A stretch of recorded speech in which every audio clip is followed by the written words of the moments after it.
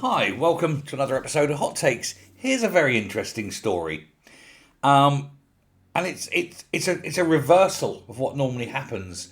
Normally, the Office of Budget Responsibility are asked, "What are the benefits of doing a policy?" But the Tories have turned this on their heads, and they're now urging the budget watchdog, the OBR, the Office of Budget Responsibility, to work out the costs, the economic damage, the downside, if you will, of Labour's employment rights bill, or unemployment rights bill as I like to call it.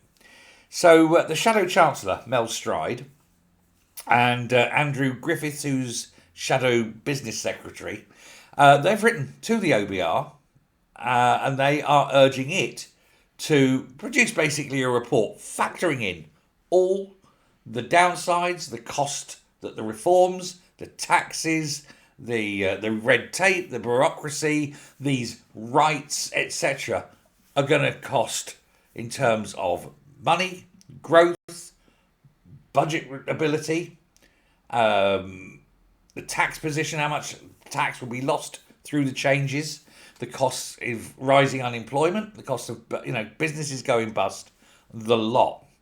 So they sent this joint letter to the OBR chairman, a guy called Richard Hughes, and they're warning that a failure to consider what they're calling the very significant costs of handing employees the right to sue their bosses from day one on the job, and the cost potentially of having union members wandering around looking at commercially sensitive information of companies.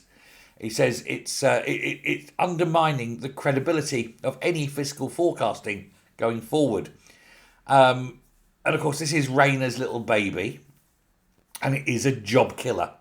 And it will lead to many, many companies either downsizing to get under thresholds of employers, splitting in order to say, right, you lot are going to work for the new company, this lot will work for the old company, or, on a lot of cases, moving the company just abroad. There'll also be a lot of companies that will just simply close. They're not going to have it. When you start beefing up these powers, giving unions powers they've never had before, and that Labour think are good, flexible working, 0-hour contracts can be banned, even though the Labour Party employ people on 0-hour contracts. Statutory sick pay from day one, meaning someone can start on day one, go, this job's not for me, oh, I've got a bit of a mental case about this job, and go 6 months on full pay. Family leave, as a day one right. Now, we're not saying that someone who's worked there for a few years, oh, I need someone, granny's died, I need to go away for a few days. You've earned the right because you've been there and worked hard for 3-4 years. But day one, literally day one, oh no, I won't be in tomorrow, granny's died, There's all sorts of things that are going through. They want collective bargaining brought back. For God's sake, I thought that dinosaur policy died in the 70s. And that, of course, is the problem with the unions. They're dinosaurs. They still think it's the 1970s. It's not. One of the big ones, of course, is the probation period. They're getting rid of it. They don't want a probation period. You hire someone and that's it. They're on full right straight away. The only thing there, though, is nobody is going to hire a school leaver. You're going to lose an entire generation coming in without the ability to have that, that learning curve of going into your first job. Because who's going to take the risk? It's bad. Now, the government's own analysis has warned the plans will cost companies up to 50 billion a year. There's another black hole you're going to have to fill, Rachel.